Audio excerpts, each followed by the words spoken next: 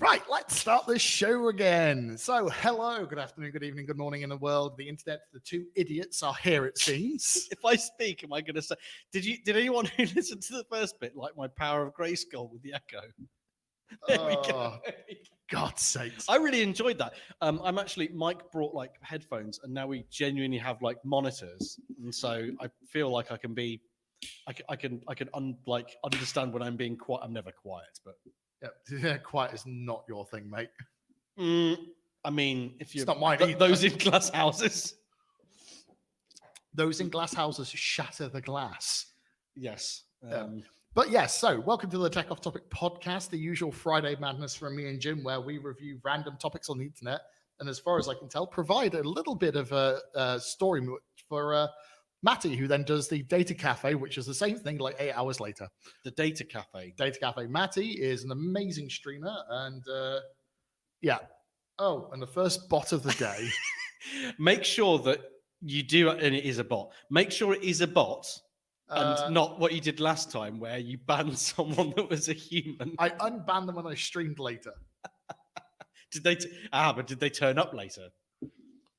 I have been informed that one is not a person. It is free promotion of your channel, probably in exchange for like NFTs or something. So I think I can safely say that. Well, didn't Elon do that with Tesla and Bitcoin? So it's obviously a valid way of doing business. Did he? Yeah. I don't want to know. And that's as everyone could imagine, that stupid company, and I'm bored of talking about it, is on the agenda. So we've got to talk about it anyway. No, we've got to talk about it because it is a big thing. It is a genuine thing.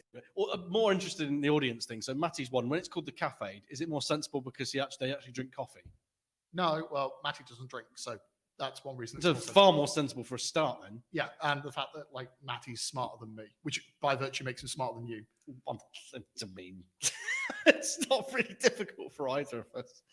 A pair of talking heads. Hi, James. Claim your free monkey JPEGs at notascam.io. Nice. But yes, so we actually do have some actual news stuff on here. Are we not bothering with intros anymore? Do you want to do the new intros? I'm Jim Second, and I'm developer advocate of Vonage. I'm Mike, and I'm just better. That'll do. The other Twilio. That hurts my soul because of how accurate it is. I work for the other Twilio. Right, so we have probably our busiest agenda, I would say. Of actual news things, not random shite that we've just found. Yes. Which makes it, I mean, personally, I think that's going to make it less entertaining. Oh, no, because there's definitely one on there that's ridiculous. Is it? Oh, okay. I know what that one is. So then we have to come up with being professionals for this award-winning podcast. We have to be professionals and like put the entertaining content in the middle and the end, and the sit. I thought we were the entertaining content. My head has become so big. Do you want to flip a coin for? Oh, I've got presents for you just before we started. So what I have to do is, in order to get into the office, I have to drop off because I still don't drive, because learning to drive is an abomination and it's taken me years, and the pandemic got in the way twice. I have to take my son in the pushchair, which is about 25 minutes up hills all around the place, and I leave the pushchair there, which means anything that comes with him, and he asks for a lot of things to be taken with him, end up in my work bag. So I didn't know this was happening. I am now scared. You can have a Duplo toy. There we go. And he wanted, in the first thing in the morning, going in the pushchair, he wanted good night stories and rhymes. There you go. I think there's probably a person for the Duplo thing, and I think I've lost them, so I'll get in trouble. Oh no, there you go. There you go. To be fair, I'm not going to lie. This is probably more educational than half of the professional books I've been buying recently. Published by. Go on, say it. I'm not sabotaging my career. Oh, what do you mean you're not sabotaging? Mike's been dropping an ex-employee of his that's a publisher in every single podcast, and now you're not going to. Oh, because Pax can suck a fat one. There we go. Oh, no. The company. No, they're not the publishers. It's the authors that I don't want to sabotage myself with. Oh, no. Yeah, no, I like all of them. They're all good. If you write a tech book, very good. They're all good. I have not read some blog posts in tech recently that have been almost unreadable because they've been so bad. That didn't happen. What do you want to pick first? I did a hot take last time, so I'm not going to do one this time. All right. I'm going to ask the one that is just the general one, which actually caused a debate in the anime WhatsApp group I'm in. Oh, this is something I'm not going to be able to comment on. No, it is. It's the Netflix canning shared passwords. Oh yeah, okay. No, that was. It just happened to come up because there are certain animes on there we were talking about, and it's like, oh, Can you just, when I was reading this, I was like, are you for real? And I think that, like I kind of thought I misunderstood it, but I think you can correct me. What are they doing? I think they're IP locking it. So they're monitoring the access from a specific IP, so MAC address, etc., making sure that it's all coming through the same source. And then if you don't connect to that source material in 31 days, they're going to, hello, sir. Could you verify that you own this device? Get the jag. Get the jag. Get the jag. Get my adenoids. My adenoids voice. So what they did before wasn't it like it was sort of, I was going to say Netflix Friends and Family, which comes from BT Friends and Family, and then everyone that's in Gen Z that's listening is like, what is he talking about? Isn't it like five devices? Something like that's that? 5 devices that's still in the same network. That's 5 individual accounts that are power billed for the same process. So 5 devices, 1 account. This one is literally. You can still have 5 devices, but they must now belong to the same household. Why are they doing it? Suicidal? Well, no, it's not, because Isn't it? no, because like technically the amount of people that will go, oh, but I'm still got my programs, and they'll end up just getting the extra account. So the reason I want to bring this up is because my mother, Okay. love me mum, she can work a smartphone like a boss. I'm waiting for the but. But when it comes to trying to like get shit and work on the telly and things, oh my absolute bloody days. So I have her on my Netflix in her house and all that jazz, so that I can work out what the heck's going on when she said, "Oh, something doesn't work." The classic kind of like parental support call. The thing is, even like, so I'm now probably starting to turn into my parents. Bear in mind, my parents are in their 70s and 80s. You are old. Thank you. So the thing is that I got we bought a new LG TV recently because the Samsung one that we had, like, was just like when you press the button on the remote, it honestly took about 2 seconds to respond for every button press. And my son's like, put CBBS on, put CBBS on, put CBBS on. They're like, I know, Alex, but you've just got to wait whilst the buttons respond. And so we got this LG, and now the user experience of smart TVs now, that's so old. But so I put the TV on, and it goes dung dung dung dung. Hello, here is the LG network of TV channels that you've never heard of from Singapore that have like Takeshi's Castle on repeat. And it's going to take a while to load up that. Then here's a load of apps and crap you don't like. I just want to put on Bing. Do you know what I mean? I don't want. The only other thing I do at the moment is put on Rings of Power, which is actually good. And I'm disappointed that everyone says it's rubbish because it's good. Hot take. That's not a hot take. That's an ignorant view. An ignorant view. Right? I'm not going to derail this with Lord of the Rings straight off, but the user experience on these things is dreadful anyway. So, like, with Netflix, I'm not surprised that your mum's like make it work. Yeah, like because she's on an old as heck Samsung TV, and I think it's actually a UV box, one of those BT middleware boxes that actually does all the stuff for her. But I still have to do all the remote debugging, so it's easier if it's on my account and I have access to the serial, not like version numbers and shit. The remote debugging. That's just like setting up a code together session in like VS Code. I have to debug That would make my life so much bloody easier. But let's put it this way: I have had to do the whole video call, like point it at the telly thing. Oh no! On that note, this week, talking actually, and this comes into onboarding experiences. I bought a Ring doorbell mainly because a weirdo thought someone else lived at my house and put a load of random stuff through the letterbox. Well, there is a weirdo living at your house. I'm looking at him. Right? Yeah. Okay. Yes. Very funny. So we got a Ring doorbell. It's just like, do you want this? Do you want this? Do you have a dog? Do you have a cat? Is your face slightly misaligned? And you're like, come on, just let. What I want it so that you press the doorbell and the internet says there you have the postman's at the door, or a freak that's not me. Don't you wish your postman was a freak? Sorry. Oh, don't let me finish that. Stop it. The ring onboarding experience was dreadful. It was just overbaked. It took about sort of 40 minutes, and I kept on saying almost no. I'll come back to this. Just set the thing up for me. Right. So now Netflix is like, the thing is every step that you make things harder to consume video the way that Netflix did. Yeah. Means that we're going around in the circle, and people will go back to the Pirate Bay. Cable television from the late 90s.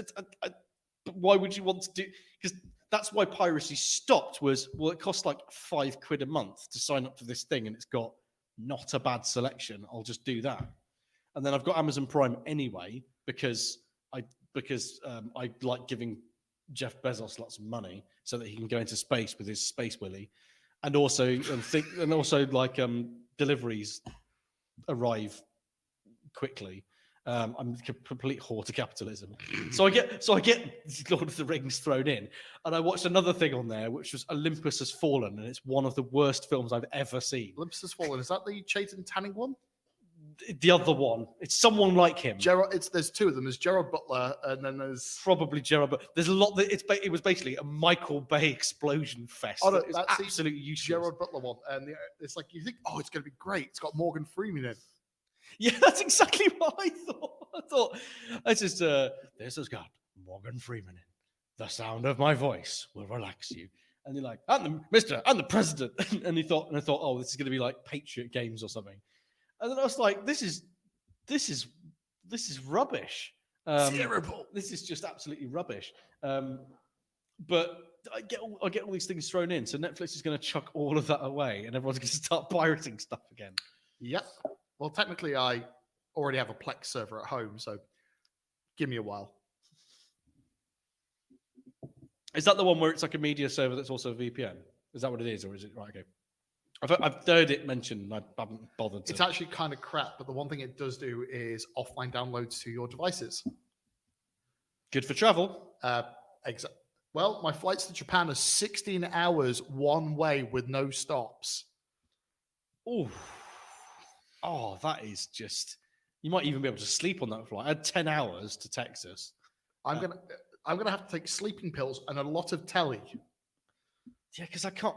I took my Steam Deck on the plane. Do you know, I didn't play on it once in a week.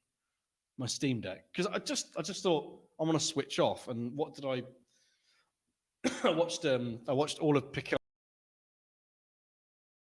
I have accidentally. Yep, we're back. Sorry. Press the right buttons, Mike. I was trying to make a joke in chat and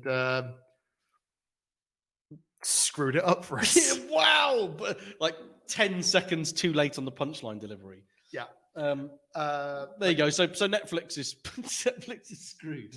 It's like so they're gonna get an amount of money from everybody else, but everybody else is just gonna like, nah, bud, it's already £10 plus.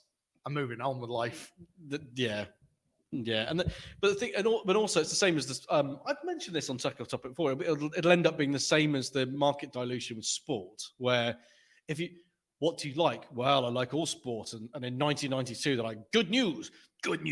Sky Sports Super Soccer Saturday Special is here. And it would have all of the things. You could watch the American football and the cricket and the rugby. And now you're like, which service even Amazon's in on it now. They've taken a chunk of rugby and a chunk of tennis. So you're like, what if I'm into golf? What I'm into cricket? What I'm into the tennis? And the answer is make sure you've got the right subscription. And so people are like, no, I'd rather not. It's all right.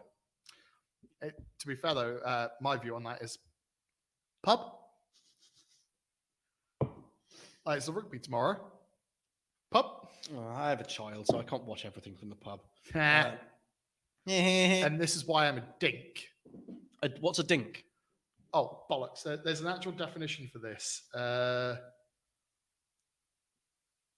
I think it's dink. What are you searching for? Well, technically I'm not dual income, but dual income, no kids. Oh, right. Okay. Yes. Yes, I do. I have heard this. I have heard this before, and I've heard. It went by another name under sort of mid-millennial years, and I can't remember what it was. LD emo. All right, but yeah. So next, my turn. Let's just get the boring one out of the way. Everyone knows about it. I posted about this on Mastodon, and like everyone didn't believe me that Space Karen has decreed that the basic tier for the API usage of Twitter is $149 for 500 API requests. So TweetDeck and Buffer, bye-bye. Whole business built over 10 years. Like, that's for the basic. So you can imagine how many API calls they're making. I'm going to go straight down with what Zach said about this, what Zach Powell said about this. And he said, I predict that this is all one massive Trump-style tax write-off. It is, isn't it? Because it's business-wise, that's suicidal. Thing is, you know what? In reality, I believe that Twitter, as an organization, for all the years it's had, has had the right to have a paid tier and rate limit the free one. Yes, business practice. A lot of public APIs do have that, where they're like, you can build stuff and you can experiment with this. I mean, if you're going to make a business out of this, you're going to have to pay. So cool, but you don't just go from 0 to fucking everything with a week's notice. A week's notice is really taking the piss, isn't it? Like, okay, so when Twitter deprecated a whole bunch of its old APIs, they gave like 30 days, and people were still pissed. Because like 30 days is for some organizations, even big organizations, not enough time to build the new thing, test it, and ship it, and get it in front of people. No, I had a support request at the beginning of the week. I can't remember if I moaned about it to you. I had a support request at the beginning of the week. PHP 5.6. Oh, yeah, you have moaned about that. Yeah, not using Composer, no package management. Please make it work. Right. So we're going to have to go through the package management file if we want to do this and go through every single dependency and manually download them all. But then you have to look at their dependencies. No, mate. It's not happening. And that was a request that came to me like last week. If that's what that's like, can you imagine what production code is consuming the Twitter API right now? Forget about it. Fugazi. And the Sopranos have entered the building. I want to continue, but I'm not going to. And also, if you want to do it properly, you've really got to make an effort, haven't you? Otherwise, that you end up with a sort of the half-baked one. And then whoever you're speaking to goes, I didn't know they were South African. You're like, oh, that's funny. I've not heard that one before. I think you've actually made that joke to me. But I still think Twitter has the right to make money off that interaction from a commercial perspective. But I still strongly believe that Space Karen has just Once They again, won't. They truly won't. They, fucked it. no, but but he's not. This Twitter verified thing is going to make us money. So it's devaluing actually verification. Yes. But he knows that. He's not. And I say he's not stupid. I think they're exactly the same subject we came to last time, which is like, I don't think he's stupid, because I think when people get to that level where nobody's ever said no to them their whole lives, they basically just become all their touch of reality goes. But he knows asking for a basic of 500 API requests with his hardcore engineers for $149 is it's just going. People are going to leave in droves. Some people have. I think a lot of people are trying to be clever and speculate about it, and they're saying, "Well, everyone knows why they're doing it. It's so that all of the automatic integration tools for, like, I was going to say Bumble. It's not Bumble. Is it? What's the other one that steals? That's really leaky. To do with bees. I'm covered in bees. What's Henry Winkler covered in bees? No, I'm sorry. Oh, you just excellent little Nicky reference. No. That's probably stolen from Eddie Izzard. I was talking about Eddie Izzard. I'm covered in bees. A beekeeper. I can't slide into sort of like internal jokes of like early 90s stand-up shows. Otherwise, everyone will just get lost. But everyone's saying like it's because of the automatic Masterton switches or the other ones, and it's not. No. It's because he's trying to ruin his business on purpose. That's what I think. No, I'm likely to agree with you. There we go. Anyway, yeah. So got it out of the way. Boring. Have you got anything else to say on that? I sound like a torture, or like well, no, not like that. I sound like a teacher, don't I? Have you got anything else to say on that, Mike? Anything else from the class? Would you like to show the rest of the class? Well, we've talked about Space Karen and Big Willie in space, so not really. It's like opening it and read it out loud to the rest of the class. I think that Space Karen has got a big willy. And do you think that's big and clever? Okay. Well, no, Bezos definitely thinks it's big and clever. Oh, he does as well. He's in the space sticking it. So that was my one, which means that you could probably siegeway. I like making a point of just pronouncing that wrong every time into the next one, if that's what you're going to go. I watch too much LTT. You can't get away with that. If you want to go for the next one, which was the what the fuck of the week. Which was the what the fuck the week? The one below it. No, I just want to get that one out of the way because another one we've just got to get out of the way. But it was when they announced it. It was for real. Which one are you talking about? The one below the Twitter one. Yeah, which one? Because there's two in that technically. No, there's only one. PayPal. No, but you said PayPal, so I guess might as well go.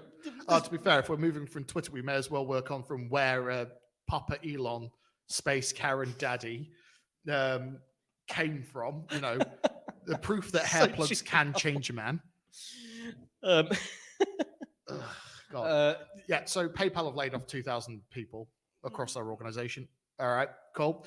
As far as I can tell, tech off topic is that we always have to mention at least one set of layoffs. I mean, yes. It's almost like I feel it's terrible because these are affecting people that I know. Be like, what? I mean, when it started, we were like trying to like, well, this is a talking point, and then what about this and the direct? And now this is like there is no direct. We know what the direction is, so now we're just talking about people that are unfortunate being laid off, which is pretty terrible. However, I'm going to follow this by Pinterest made the announcement that they're laying off 150 people.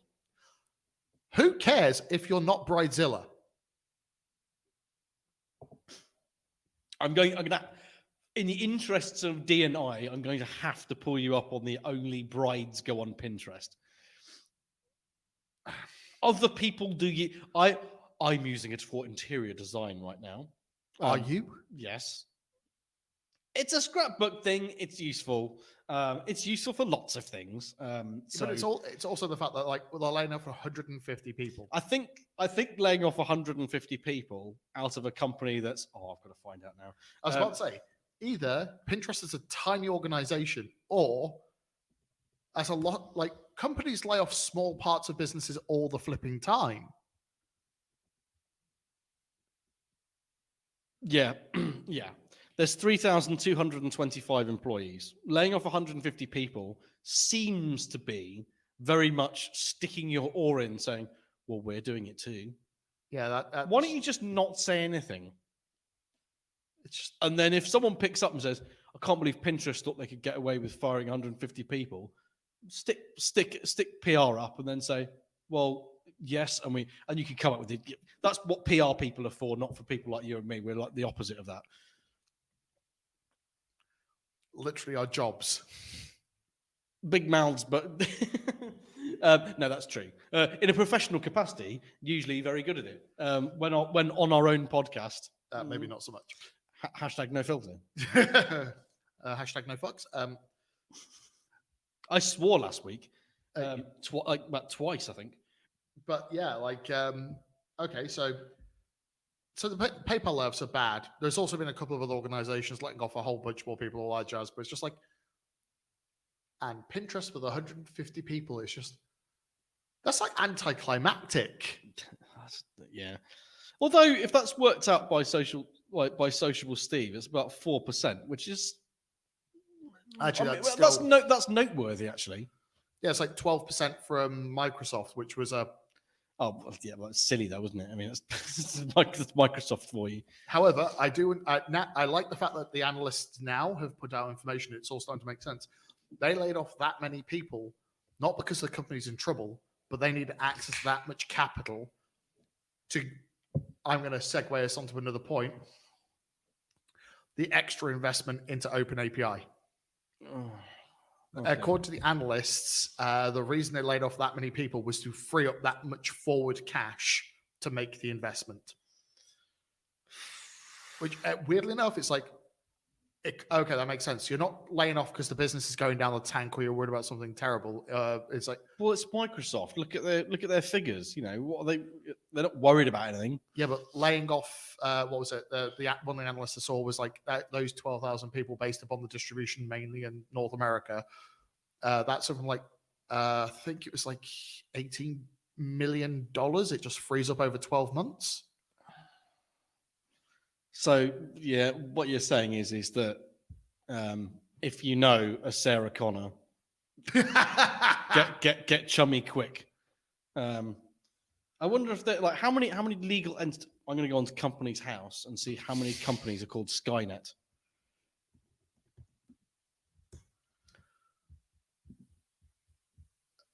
Oh God. This is also the radio silence time is an indication of how fast the UX process is on Company's House. Okay. Skynet Limited, Loughborough. You know what? I never thought the apocalypse would come from the East Midlands. So, actually, this is quite good. The first two results, there's Skynet Limited in Loughborough, and the next result is Skynet Mega, and they're in the Seychelles. So that's probably some tax avoidance scheme. That's Nadeem Swai, this 3.5 million quid that he thought he could pay back to the tax people without being noticed.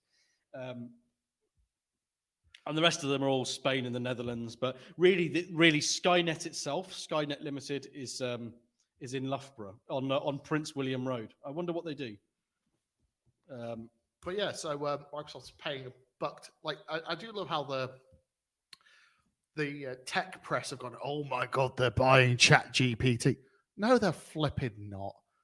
They're investing in the parent company behind it, OpenAI. Fuck, I'm spending too long in front of spec files for the last week. So that they can replace Bing's terrible search and things like that. It actually makes bloody sense. I mean, if you can't make it, buy it. I don't. That's the motto of so many companies. I don't. I thought it was "Don't be evil." I don't. Wasn't that Google's thing? Don't be evil. 2018. Do you know? I'm sure I've mentioned this before, but in Huell's Engineering HQ in Birmingham. That's right, everybody. You heard that right. The Huell Engineering HQ is in Birmingham. Do you know they've got a massive decal that says "Don't be a dick" Just like Phil Sturgeon would be proud. there's that the kind of thing. Actually, do you know one of our team, Chuck Reeves, is over in the UK at the moment, and he gave me He asked for recommendations of where to go. Really? Chuck's gonna kill me for this, and his wife said, "Well, I really like the White Cliffs of Dover," and he sent me a message and said, "Jim, I don't know what it's like. Should I go to Dover?" And I was like, "No, mate, don't do that." White Cliffs, yes. Dover, the town, highest teen pregnancy rate in the UK. Don't go there. So, oh, for God's sakes. How did I get onto Dover? Oh, yeah. So I said, like, what are you doing? And the first thing I was like, bear in mind that Chuck is our Node.js dev, right? And honestly, he is the worst JS dev ever. He said, I'm going up next weekend. I'm going up on the train to some place I've never heard of called, it's Hebden Bridge by Hexham in Northumberland, and going to plant trees with Phil Sturgeon. Chuck is like the least JavaScript person ever. He's basically a PHP person in disguise. To be fair, that's how most JavaScript engineers are born. They've known the pain and they still think it's terrible. It's not terrible anymore. It's not good either. I've seen terrible code in lots of languages. Programming languages, the entire idea, they give you enough rope to hang it, even when the compiler screams. Well, the trick is don't use something that uses a compiler. One of our articles by Michael Crump this week, I had to review it, and it was a nostalgic joy. Get an Excel spreadsheet, put a load of numbers and some text in, get VBA to pull in the Vonage library and send them. So I was looking at VBA and I was like, man, I've not seen this code for like a long time. Oh, does your beer bot work? I'm going to go with no. No. I think you were bored of me talking about VBA, so you're like, I'm going to check to see if my beer bot works. And it does, and it doesn't work. I'm not surprised it doesn't work. I built it. There we go. You've owned it. There we go. That's fair enough. I can't. That's the reason why the stream I'll be doing later is called Building with Beer and Breaking Things Again. Breaking things with beer. Don't start. My mod will love that. You have a mod. You have a person mod. Yes. They're called Steffi. They are the mods of mods on Twitch. Is this part of the sort of the claw thing? Yeah. Oh, okay. Steffi is a mod that mods pretty much every person in the claw. Oh, okay. And yet she won't stream, but she will mod and poke fun at everybody. So she hasn't banned me from presenting yet. That's a good sign. I like that. How in the hell did I just wear my beer? Wearing your beer. Where did we get to? So we covered Chat GPT Open API thing. Oh no, they're not the nonsense. I mean, we got to Phil Sturgeon planting trees. Oh, that was because don't be a dick. Don't be a dick. Yeah. Which is Don't Be a Dick license, which has been around for how long? Early PHP Fig, Friends of Symphony, or I can't even remember. Like 2012, 2011. I think it was about 2010, mate. Oh dear. Right. Before then. So that's yeah. What's since using monitors where we can hear ourselves, don't sip the beer right next to them. It sounds horrible. Oh. You know how do like Foley room people do it? That's what I don't get. You know, he's like make it. What I remember from there was I think I've mentioned this before. There was when you bought Myst, the video game. Yeah. There was a small QuickTime video if you put it into your Mac, and it was the making of Myst, and it was about like 6 minutes long. And they had an interview with the audio engineer, and he's like, when you're in the stone ship age or something, the one with the ship, and you go underwater for a bit or something like that, they had to make bubble noises. And there's like a short video of them with a big tube, sticking the tube down the toilet, and then someone holding a boom mic over the top of it and blowing bubbles down the toilet. Because they were like, okay, the bubbles made the best noises for it, man. What you hear actually bubbles in a toilet. It's great. I love Foley room stuff. Must be so like when you hear like they make squelching noises, and you're like, what is that? And they explain it, and it's like pig's liver being splattered with sand or something. Blech. Blech. You're next. No, I could. I dragged in 2 in a row. 2 in a row. So Segways. you've done Microsoft is doubling down on OpenAI, and I've covered the fact that I got a Ring doorbell and the onboarding was terrible, and that was the only. Well, the actual words are this is how much quality we put in the agenda. I put down I got a Ring doorbell. The onboarding was shit. That was my topic. That's the only topic I put in there. Technically, I put better effort in. Like, normally I do, but this time I got lazy and you did it all. I've not looked at this, and I shudder when I see this person's word, mainly because of their attachment to the B word, which we don't discuss. James Dyson has made headphones. I don't know what this is, and I haven't looked at it. Has made a pair of headphones with an air purifier. Open the image. Open it. So before I open the image, I don't understand how does headphones mix with air purifier? The two things have no relation to each other. No, they don't. So what does it do then? It's a pair of headphones with an air purifier plugged on the front. It's like the world's worst Daft Punk headset ever. What's that? Apparently, this is 6 years and 500 prototypes it took to create essentially what looks like a ball gag with a headphone built in. It's and you're never going to be able to get that image out of your head now. No, because what I thought of is like, as soon as you said ball gag, I thought, yeah, apart from the big headphone bits, shades of Pulp Fiction going on here. Even though it's like, does somebody want to cosplay as Tom Hardy's Bane? That's what it is, isn't it? So what you do is you put the headphones on and look like, and presumably then it alters your voice as well to be a Bane stroke Daft Punk stroke. And I like the fact that I can breathe easily in London town. I can't. It's been so long since I watched it because I've only watched them once, so I should be able to pull out a Bane impression off the bat, but I can't. Oh, that's the best I can do when it comes to Tom Hardy's Bane. Something like that. But yeah, like so right. you wear the headphones, and then also, this is the result of over a decade of air quality research. I'm sure that I thought it was James Dyson. Jake is his son. Okay, I thought from the picture it was still him because his son clearly looks like him, or is that his dad wearing him? I don't know. I don't care. So. Maybe these people, maybe Dyson will have the last laugh when it's like we've basically entered the London cyberpunk era and everyone's wearing these, and Dyson's sitting on the Dyson dynasty is sitting on a gold throne because they invented the air purifier first. Is that what's going to happen? I constructed this first, so I am rich. You have to do it like that. It's the same voice, but with you muffled, isn't it? Yeah. It's like, now I can pretend to be Darth Vader whilst having fresh air blown into my nose.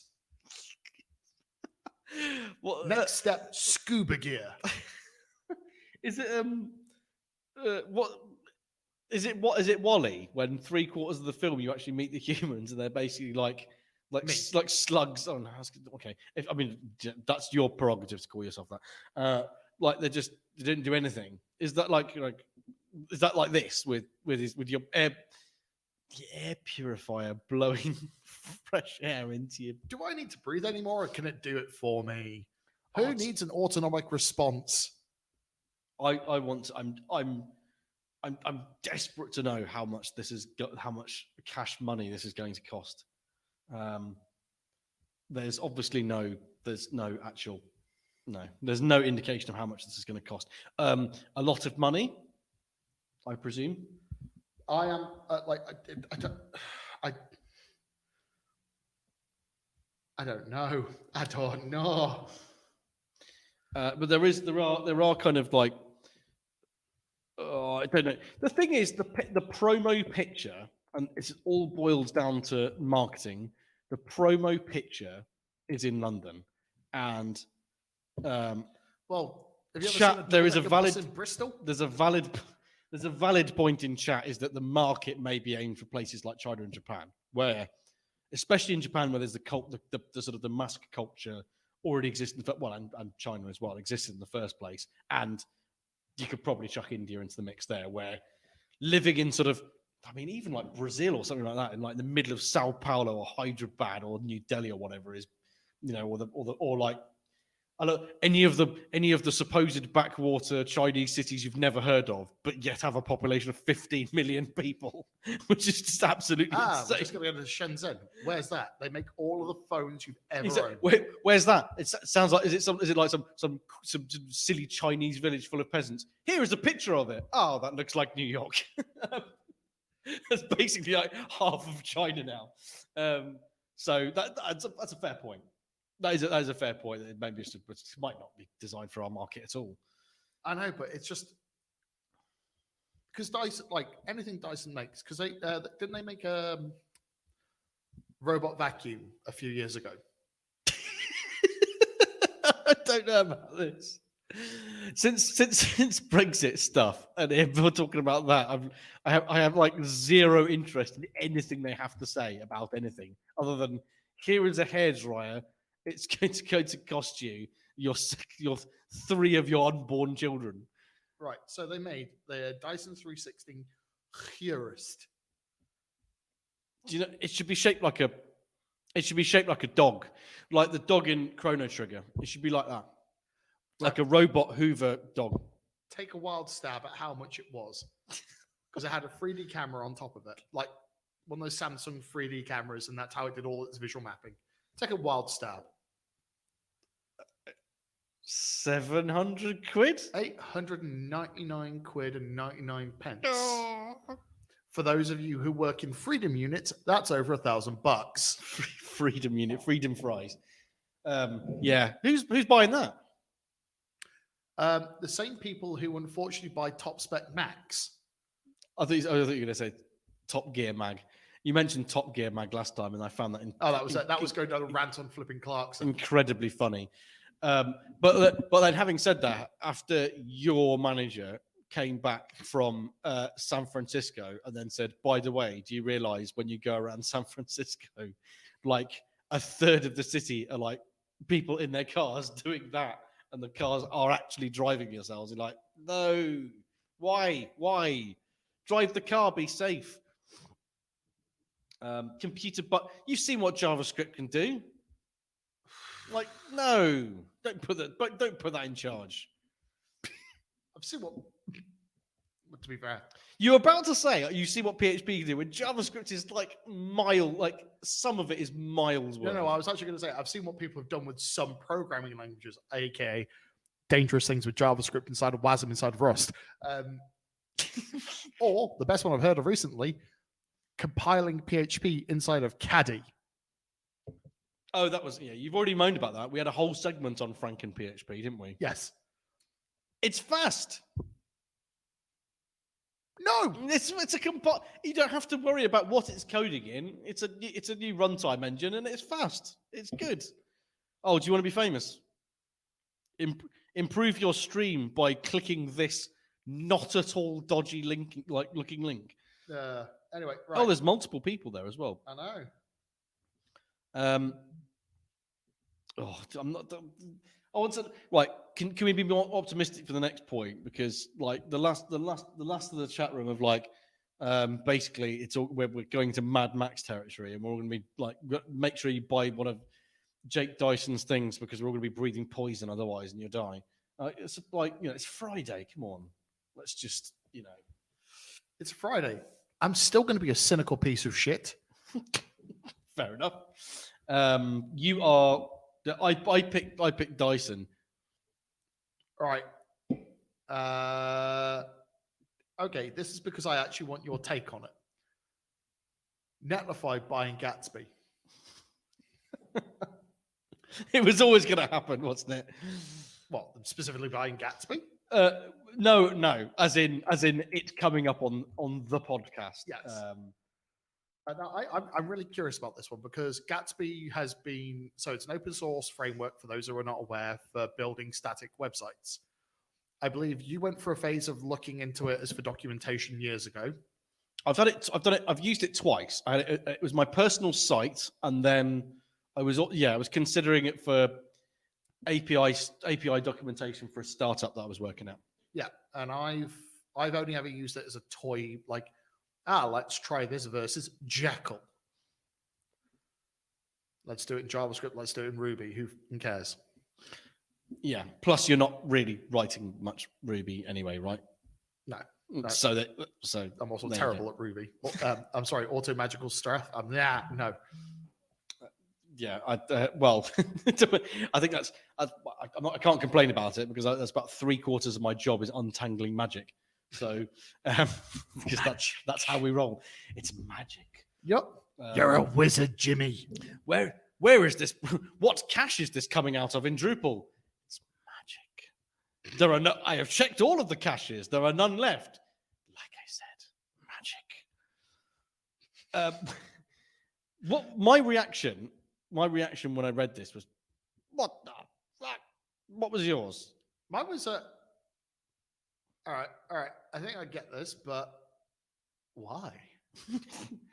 But like that. Well, I can't remember what it's from. There's just a meme, and it's I can't remember who it is. Someone famous, and it's in a it's like Scrubs or something. I think it is Scrubs. But why? But no, right. So obviously, Next.js is owned by Vercel. Well, not owned by, but massively supported by it. But I know Netlify has a big hand in Nuxt. Yes, which is I think is a Vue thing, isn't it? Yeah.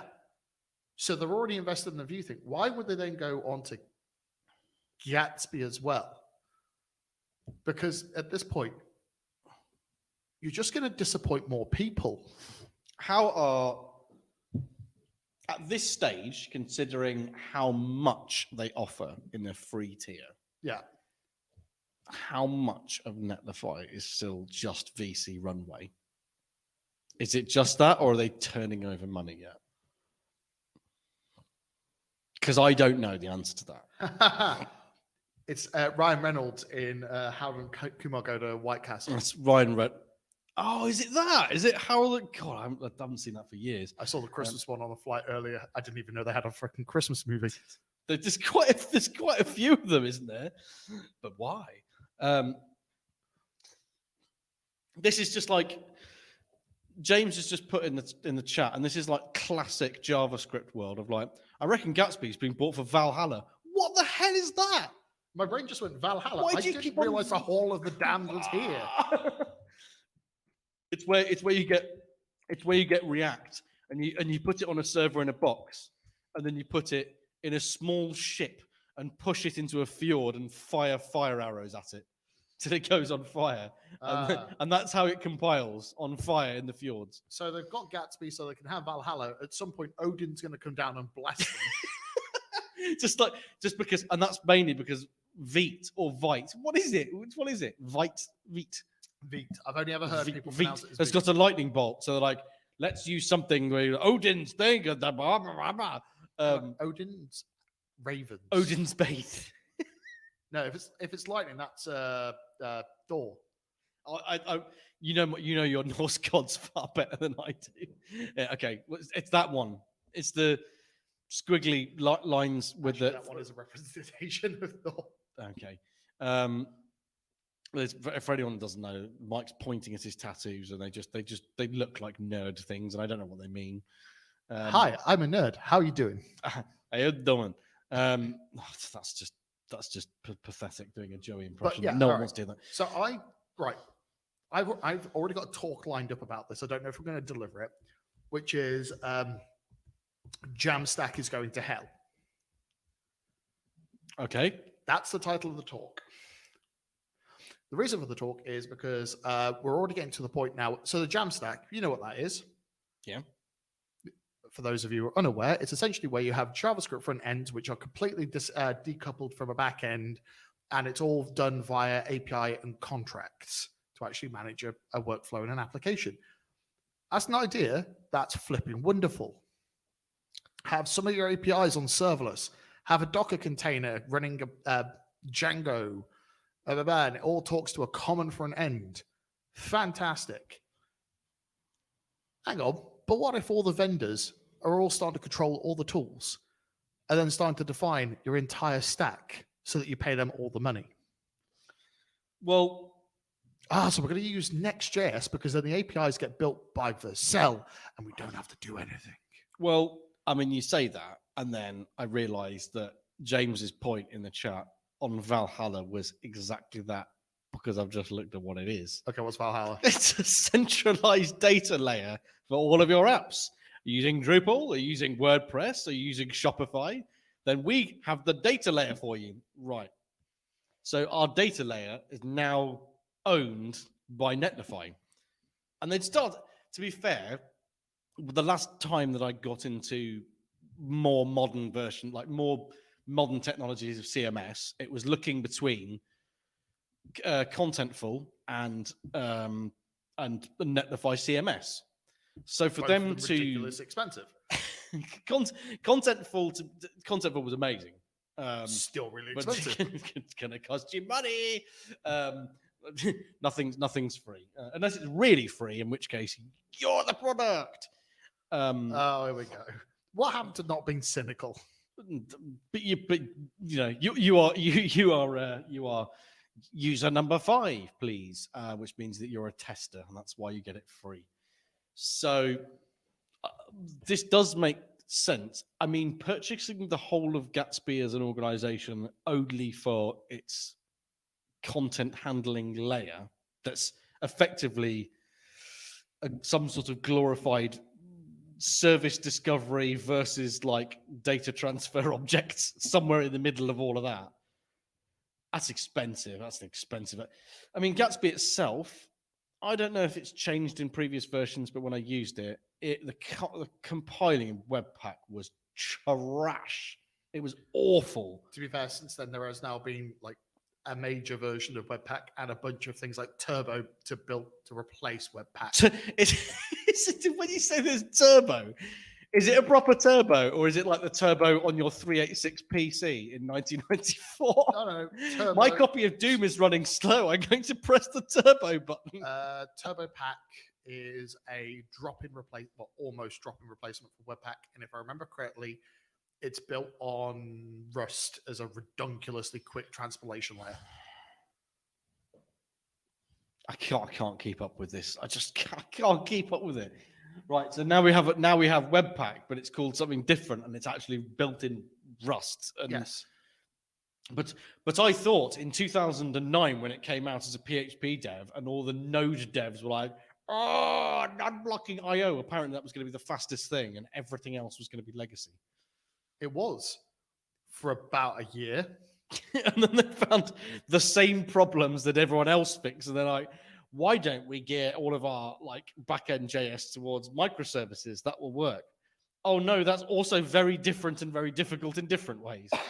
I've heard of shifting the problem as the way to solve the problem. No, it just makes it somebody else's problem. What does shift left mean? What does it mean? I keep on hearing this all the time, and I feel really bad because like Luke did a whole talk of this at Fusion, and I do remember lots of it, and it was really a really good talk. But the only thing I couldn't remember, because it was a generic phrase, was what does shift left mean? Shift left and shift right are a core testing concept of the agile DevOps methodology. It's one of those. It's the book of DevOps. It's the DevOps philosophy. Considering you've never done DevOps in your life, shush. I sort of know some of it, but what is it? What is it? I know the words. The DevOps Bible. I can magic. Alakazam DevOps. Thou shalt use pipelines. I don't really know how it works. Monty Python stuff.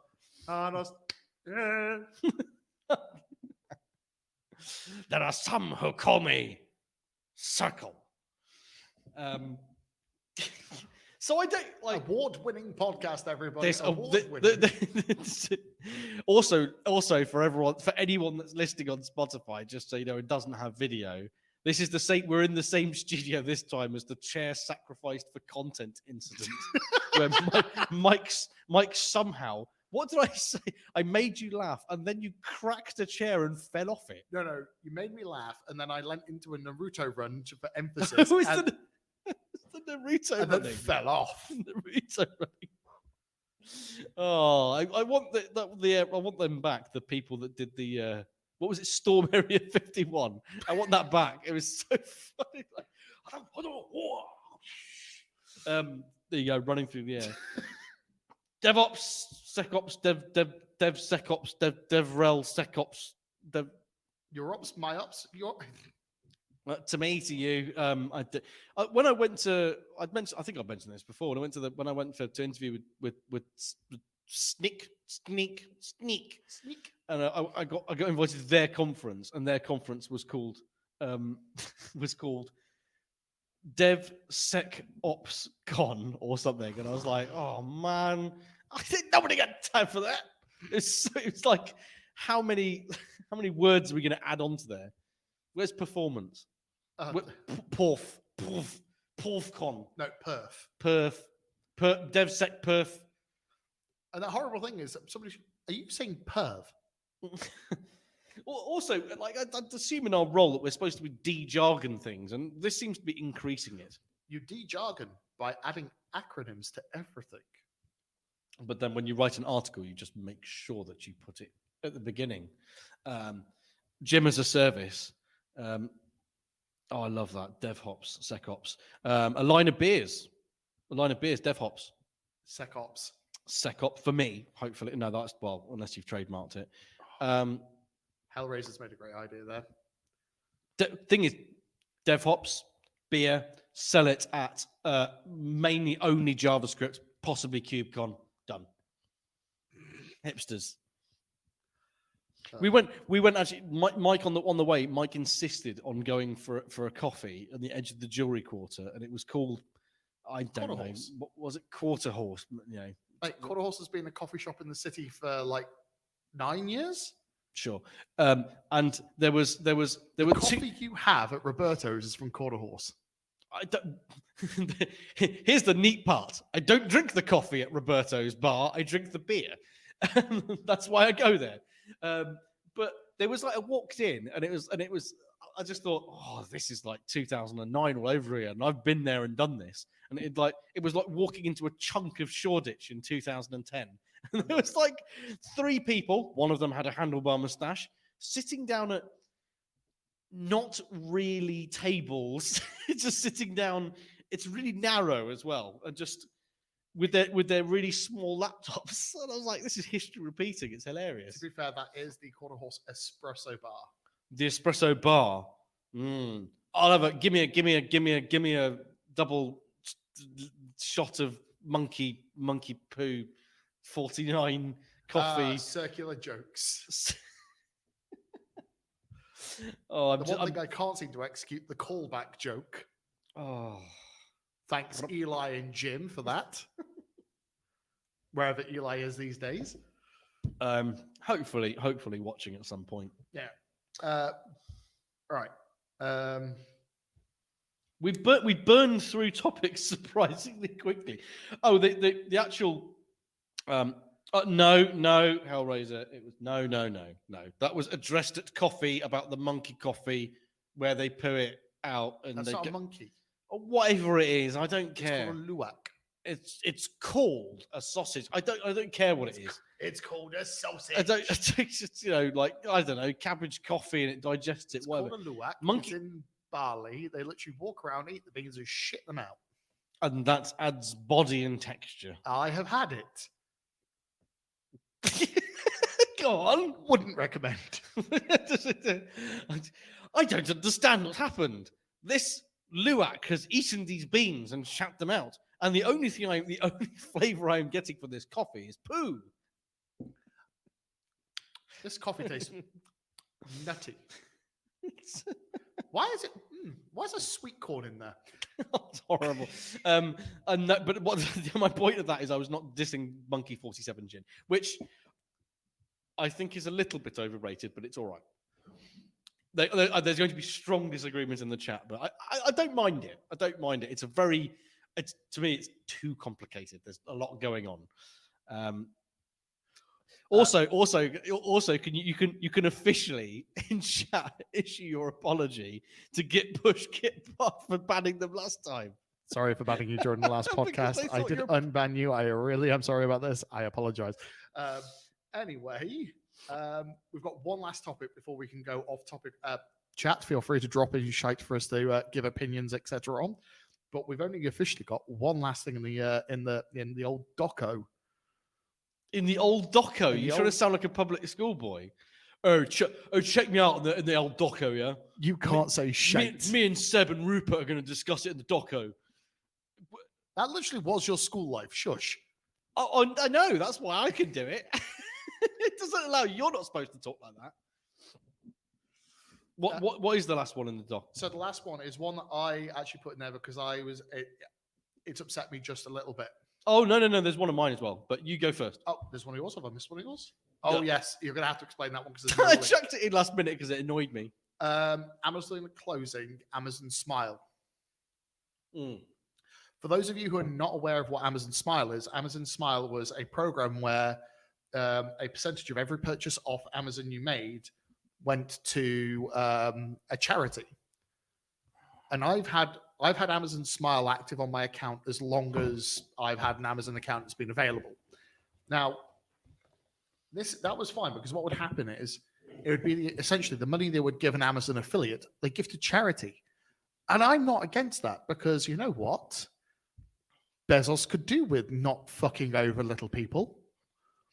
And now that it's going away, they haven't given any. They've like, oh, we're doing it so that we can move all our efforts to other philanthropic activities. And it's like the other ones listed in the thing are like, well, we're going to help future engineers, aka let's get some cheap labor in. We're going to pour it back into tech for us. Yeah, and local programs. It's like, no, mate. It's officially, according to, I believe it was Cancer Research UK, who are one of the. They're like, we're going to miss out on like 800 and something £1,000 a year in charity donations, which are then matched by gift aid. And I'm like, it's actually shit. It's pretty. I didn't know about. I didn't know. I did know about this scheme, but also every time Bezos or Amazon do something philanthropic, a word that I can't stand, every time they make a move, I pick up Private Eye magazine and it's in there, and it's exactly like, here is the breakdown of how much the tax write-off is, and you just think, can you fuckers be nice once? Can you just do one good thing for humanity? Like Amazon Smile was like something they didn't even have to put a lot of bloody effort into. Because you as a user actually have to dictate where the money goes to. So it's like, so I had mine previously set up to Cancer UK, and then after my brother passed, I had it set up to epilepsy. But we don't. But that means that you get to pick. We don't want you to pick. Oh, it's real worst timeline stuff, isn't it? Oh God, awful. We will help people that will help us. And there's a lot of if you're going to do this sort of benevolent sort of philanthropy stuff and hark back to the kind of late Victorians, like Amazon disaster relief. They have a disaster relief team where you're just like, this is the wrong. Why are corporations responsible for disaster relief? This is not what it should be at all. Well, the corporations are responsible for it because they're the only people that can afford to fix it. Well, yeah, and enabling them to like, why have you chosen to help this disaster and not the other one? We're a private company. We don't have to give you an answer on that. To be fair, there's an old movie. It's a terrible movie, and I'm one of the few people who actually really like it because I have a penchant for terrible films. and it's a film called Mutant Chronicles, starring Aaron Eckhart and Ron Perlman. You know, the man with the chin. Man with the chin. I have heard of this film. You have? I have, yeah. And the entire... But I like bad films as well. So I shall lend you the DVD. Thank you. But bear in mind that if it tops either The Room or Sharktopus, then you know it's weirdly enough the CGI is slightly worse, but the story is slightly better. The idea is, and this is a dystopian thing where governments are being replaced by corporations, and now they're all trying to fight off the zombies before going to fucking hell. I mean, the last two parts, you could arguably say we're beginning to be at that stage. Yep. When we talk about zombies, did I mention this last time that I couldn't get into my local Aldi supermarket in the morning because Muppets had queued outside to get an energy drink? Did I mention this last time? What? It's called something like I must have mentioned this last time we did it about 2 weeks ago. It's been longer than 2 weeks since the podcast, mate. As it, I still, well, the last one we did, I still think I mentioned it. It's called I think it's ironically called Prime, actually. It's called Prime Energy Drink. One by KSI and shitbag Logan Paul. Dave Smith, whatever. Influencer wank stains. What does it mean? It's just like Nathan Barley, isn't it? You know, I'm a self-facilitating media node. What are you? What do you do? I'm an influencer. Influencing what? Well, I tell people to buy stuff. According to some people, me and you are tech influencers. Thanks, Maria. Well, I suppose we're supposed to be, but we're sort of. I only see it as setting an example somewhat. I don't think I'm a tech influencer in it at all. All I think is we're meant to help educate people and get people to use our products, hopefully. I still only do that. And the outreach part of it is just to do and also I like hosting stuff. It's not a fun job, especially when you get trolls like Mike, but I still do it. I am a very supportive troll. Thank you very much. I hold up the bridge. A supportive troll. I'm a troll, but the good kind. Have I not supported your career transition into DevRel? I mean, have I poked fun at you the entire way? Yes. I've had several people supporting me on the way to it, and your trolling is the most positive bit out of it I've got. The person that mentored me into it doesn't even want to know that they mentored me into it. They've like cut off all ties. So I'm like, okay, whatever. Oh dear. On a happier topic, you're going to have to flip and explain this 2-word remark in the doc. Literally, it just says 2 words. I think we're gonna have to add a new section of the podcast because of last time with my newsletters or whatever. I think we're gonna have to like, instead of the roller ball or whatever, what was it, the predictable, we're gonna have to do Jim's hot take. Oh, is this a hot take? Not really. I don't think he's gonna make me any friends, but I don't understand. It's no, it is it's not hot. Again, like last time, it's not a hot take. It's a lukewarm take. It's a this feels a bit rubbish. Please don't copy what this is, because I don't understand it. So for I like stringing things along, because that's otherwise for content. Yeah, man, you just wrecked his content. I put Jamstack Man in there. All right, explain. That's all it says is Jamstack Man. It's so. Actually, it should say that's not semantically correct. It should be Jamstack Jam Man. Right. So, what I did, I saw this happening on my Twitter timeline a lot. Have you noticed your ads are like real wacky now? They're just all sorts of random crap since since Space Karen did the whatever. I can happily state that I've been offered timeshares as well as yes. Just look at it and go, no targeting is happening here. This is just like Hey, are you over 65? And are you living in Argentina? No. Well done. Congratulations on not making a poor choice. So one of the things that popped up is I only got one tech ad, and I was like, what is this? And it was an advert for a podcast. So I can't, I can't slate it. I'm going to slate it. But and it was called Jamstack Jam. And there was this big picture on it of this man's face, and it was really close up and in your face and happy. And I was like, I just saw it once. And just, that's an advert. That's an advert. That's fine. And I scrolled down, and there his face was again.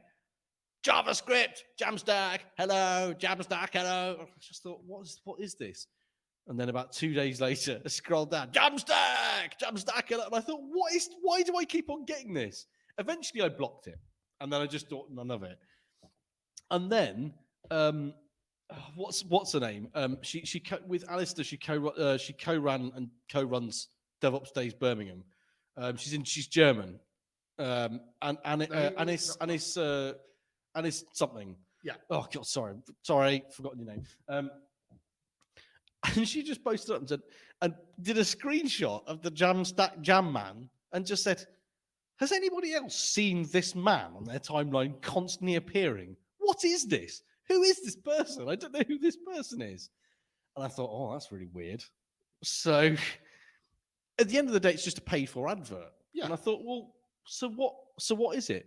And I went on to Jamstack Jam, and they had like 150 followers, and they put out a weekly podcast, which I think was on Twitter Spaces or something. And there he was, and he was doing he was hosting it. That you have to be very careful here because of like sound quality. The only thing here is remember that Mike and I do this for shits and giggles. Some like you have to do some of the personal branding of like like what you can talk about with tech, but most of it is just apps. Is as you've described before. This is the chats we have in the pub, and it's just on here, and we're doing it really for our own enjoyment. You know, you get to put it out on the podcast, but there's no serious stuff behind it. The Jamstack Jam, I can see the focus of it, and it's big personal brand stuff, and it's real like trying to build an empire of a podcast to make it like Late Night Linux or to make it like Bad Voltage or something like that. Oh, is this person trying to become James Quick? It's like the big host, and like it was cack. It was absolutely unlistenable. It was like 150. How much money have you paid to advertise on Twitter and spamming devs all over the world on Twitter for this absolute cack? I will never pay for an ounce of sponsorship for this podcast because you know what? It's the pub chat for me and you. We just get to justify it as a wider part of our job. Yeah, as soon as business comes into it, that's where it becomes. I'm going to be a little bit more judgmental now that there's business involved. That's where I. The moment you go, business people, because we are business people. We are professionals. I'm a professional. Can I find this? Can I find? I think I may have blocked him. So I'm going to see if I can see if I. I feel really bad with these things because this is the second time now, but this is like someone's actual personal ambition and of what they want to do, and I think this is really bad of me because I'm basically dunking on someone, so I feel really bad for it. I can't even find them on Twitter. Is it even going still? Has it not even lasted? That advertising campaign. I can't find it. I reckon it's gone. Probably realised it wasn't worth the pennies. What a shame that I can't find it anyway. This is more of a Jim like one-sided thing about it. So I want Mike to just say more. Can you give us more kind of like insight about this nonsense I'm going on about? I'm waiting for you to give more insight. No, I'm waiting for you to give insight. On what? A bloke running a half-assed podcast on Spaces and become a tech celebrity on the interwebs? Yeah. I think that's self-explanatory with that one line.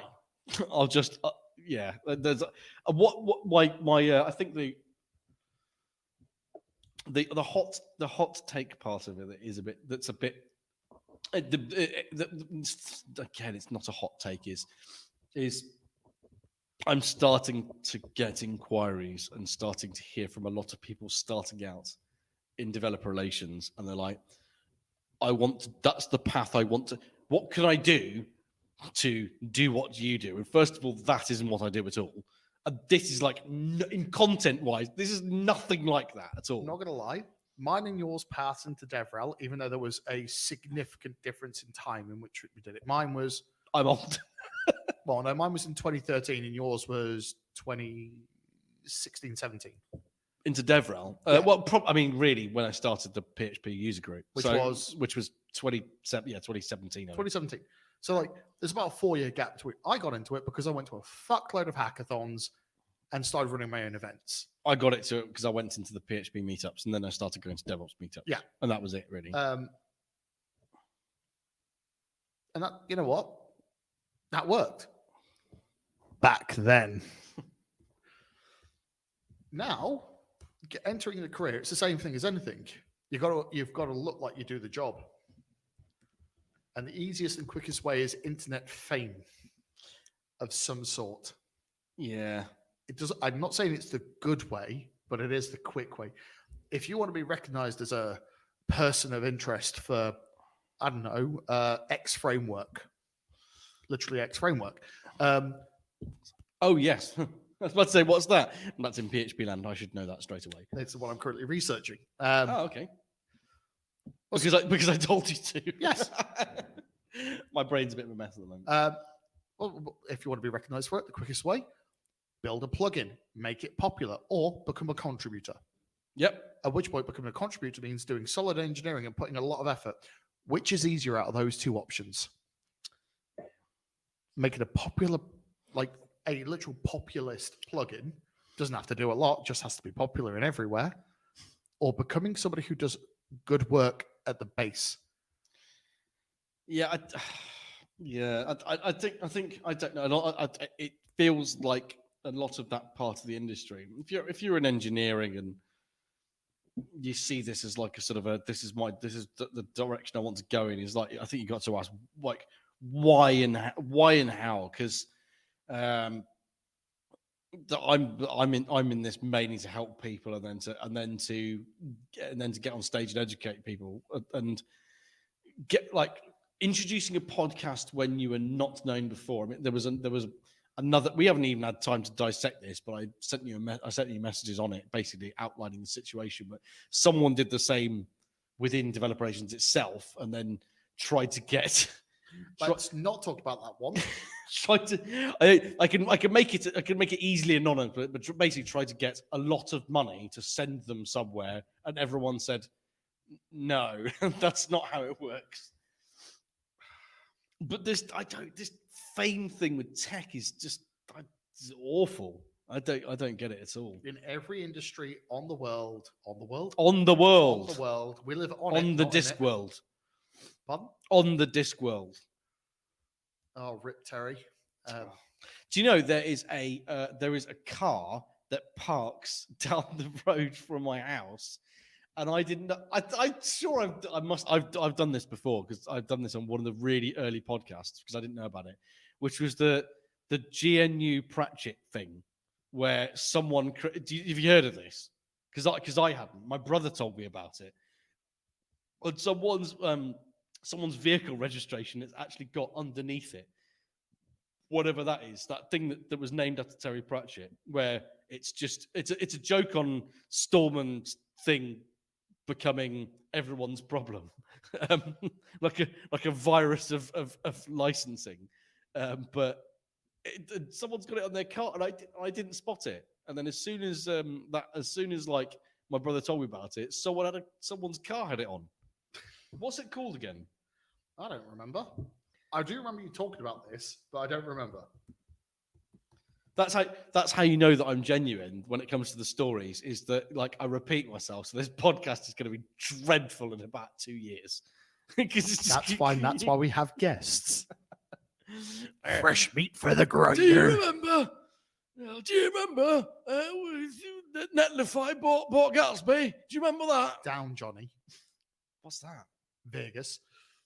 Oh God! Oh, actually, I wasn't actually trying to be Johnny Vegas, and I ended up being Johnny Vegas. GNU Terry Pratchett. There we go. He's got a whole load of it. Where's the PHP thing? There it is. PHP script. X-Clacks overhead GNU Terry Pratchett. Oh, custom headers with Terry Pratchett's name in. I'm gonna put that in the Vonage SDK in the PHP SDK, just because I can. I'm not going to, and if my manager is listening, I'm also not going to. Doesn't mean I won't. I'm a teapot. 419. I thought it was a 418. Oh God, getting owned by HTTP headers now.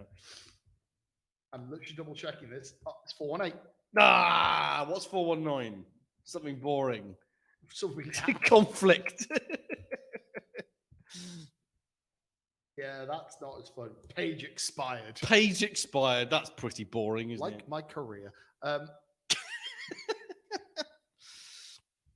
Right. And that was the last. That was the last thing. one. And nobody threw us a wild card to go on, so I think that's just done. Oh man, that's like there's less trolling from the audience. It's surprising. The last one I got was from Hellraiser, which was Get On With It, and it was about my boring story about the man with the jam face who I can't even find because I think he's binned whatever it was he was trying to do. Hellraiser, just be lucky you're not listening to one of his jokes. Starting an event, it takes a while. Oh, I don't do that anymore. I know. Thank God. I did one, and I did Two. I did what did I do? I don't know. I Two. did, Anyway, I think that's us done for the day, don't you? well, sort of, because we've got other stuff to talk. We've got other stuff to say. That we have our post mortem. Well, to be fair, there's only really two of them. They're personal for us because a little bit of a self-branding, like Jamstack Jam Man. Well, so the first one is about the fact that Mike's going to be speaking at DevRelCon in Japan.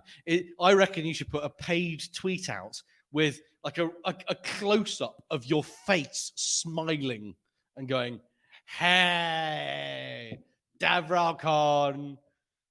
That's what you should do, because that's what Jamstack Jam Man did. I feel like I'm have rapping. a plastic katana at home. What Okay, so be really careful with those, because do you know my eldest brother, his first wife was Japanese, and they got married in Portugal. That was hilarious because she was Japanese but couldn't speak English, and obviously he's English and couldn't speak Japanese, but they met in Barcelona. So good news, they spoke in Spanish together. And then they moved to Portugal, so then they started speaking Portuguese before they started learning each other's languages. There you go. So when they got married, the Japanese family all came over, and her, like, I don't know, cousin or brother-in-law or something, total Tokyo playboy, and arrived in full samurai gear, like not the robes and stuff, obviously not the armor. But when I say like not everything, he couldn't get through security because he literally put the sword on. He tried to get the sword on the plane. It's fine. Mine's plastic and it's from an anime called Bleach. If you try and take a plastic sword on, I think they'll be like, Fucking idiot. how old are you? 35 going on 12. Exactly. I used to have a Thunderbirds one. It was great. Thundercats one. And it was, and it had like, it took one AA battery. And when you press the button in the middle of it, there was this thing in the middle, that red thing that came up, like, by the power of Grayskull. Did you get to look? That's He-Man. The other one, I can't remember what they are. Thundercats is like... Thundercats, oh! Yeah, and you get to look through it, and then suddenly you can see shit. Yeah, that was it. I got all of my... You get hazy, and that all the 90s kind of like cartoons were fairly hazy, weren't they? It was fairly sort of drug induced. No, I was about to say I didn't have enough drugs to do that. To me. Yeah. Right, sorry. Mike was trying to promote his talk, and I've ended up on Thundercats. Oh no, I'm going to Yokohama to talk about streaming. Ironic. How not to do streaming. No, how to do streaming from the man who should not be streaming. Ladies and gentlemen of DevRolCon, I'm Mike Elsmore, and this is how to do your tech setup for a podcast. Hey! To be fair, Mike's first problem was that I'd left my laptop thing on. I left my laptop speaker on, which is why it created the power of Grayskull thing, and now enabling me to do That was He-Man. an excellent entry as well. Can you leave that in the edit? I'll try. Please. I may just no. You what? No, what? I may cut it and put it at the end. Or we could do an out. Yeah, we could do an outtake section, like when Luke popped in last time through that door. Yeah. Which I didn't recognize last time, but it's because we're in the same studio. So which he did do. Like, hey, you guys come to the pub? That was pretty random. Have to derail a conversation. You're like, we're still live on air. Yeah. Okay. Whatever. Things are different. You might the BBC people must be sort of turning in their graves. The Archers taught us well. Made in Birmingham. Do you know when it is? Yeah. Do you know when for some reason I don't know the plot lines of it very much, but occasionally one of the families moved to France, and when an episode, I'm not lying, when an episode that's focused on the French one, it's the same theme tune, but it's all played on an accordion, which is absolutely ridiculous. I think they've stopped doing it now. That was years ago. Oh, right. So the next bit of the outro is. I'm speaking as well. Not quite as sort of as extravagant as going to Tokyo. No, it's not even Tokyo you're going to. Sorry, is it? It's Yokohama. I'm going to London. So I'm speaking London. I'm speaking at PHP UK, which is on the workshops are on the 14th, and I got invited to the speakers dinner by the organisers, who said, "Hey Jim, the speakers dinner is at Cote in Barbican on the 14th of February. Do you want to come?" And I said, "No, I don't want to die." I think it was just bad timing, but anyway, the 14th is the workshops, then it's the 15th and 16th. Yeah. Last year, because of the storm that happened and the fact that we haven't recovered from COVID, like it was about 150 people. It was so quiet. This year, I can already smell the buzz, and it's getting back to I reckon it's going to be good 500 to 600 people. Yeah. So it's going to be because I know it's super cool. 1,000, but it's not going to fill. It never gets to 1,000, but that should be pretty good. So if you want to sort of if you want to troll me in person, then you can. Okay. If someone comes up to me and says, "I listen to your podcast," I will eat my hat, and I have no hat. I will eat. He will eat your hat, ladies and gentlemen. Your hat. And the last thing is Fusion. Oh yeah, we don't have tickets out yet, so I can't. Oh, there we go. Sorry, we don't have tickets out yet, so we can't exactly tell you where to go and buy them to come and watch it. But they should be out sometime in the next few weeks because of when it's happening. Well, next couple of weeks if I pester Hannah hard enough in the face. There'll be a Fusion on March 23rd at the studio in central Birmingham. Do you want to host it? Pardon? Do you want to host it? Well, I can't do a worse job than you. Whee! Good news! I'm going to be in Frankfurt the next day, so I basically can't do it. Okay, so I'm going to have to do it and run the stream. Excellent. You can't do, but Vickery can do the stream. That'd be fine. Yeah, not on my laptop because if he because you don't want to give him your password. Yes, because he'll break it. Well, no, because unfortunately, if he has access to it, he then has access to my life. I don't see that. That can't be a bad thing. Hey, but yes. So thank you very much, everybody. I think this is officially the end of the Tech Off Topic podcast because I need to go tinkle. There we go. It all boils down to urine, doesn't it? Well, no, if you boil it down further, it then becomes nitrates. I see. Very clever. Very clever. There we go. But yes, so thank you very much for tuning in. Me and Jim will be around at some point in the future, but when we actually decide, hopefully in 2 weeks, we'll do another one. Yeah, I reckon so. Okay. But yes, otherwise, I'll see you lovely internet people in about 2 hours when I end up doing building with beer. You can take up the chat, of which there's mostly trolling about me and GPT and PHP trolling later, so they can pick that up later. Oh yeah, feel free to pick up the chat GPT stuff whilst I break things on the internet. So thank you very much, and we'll see you all soon. Thank you very much. Bye bye.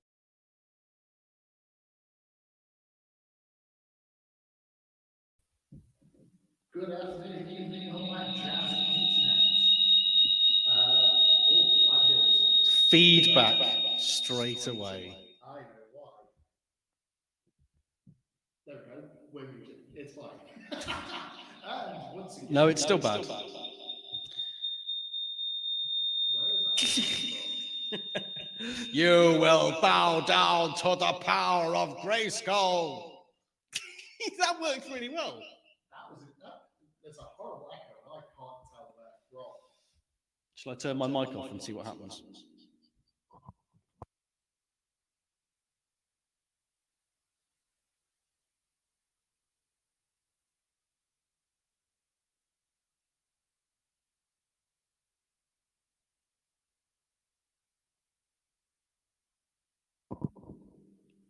Okay. Oh, have you got the sound cancelling on those headphones turned on?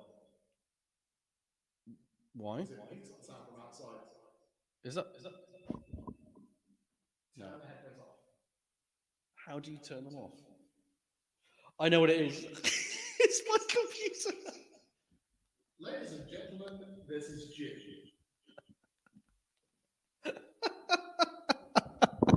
Solved it now?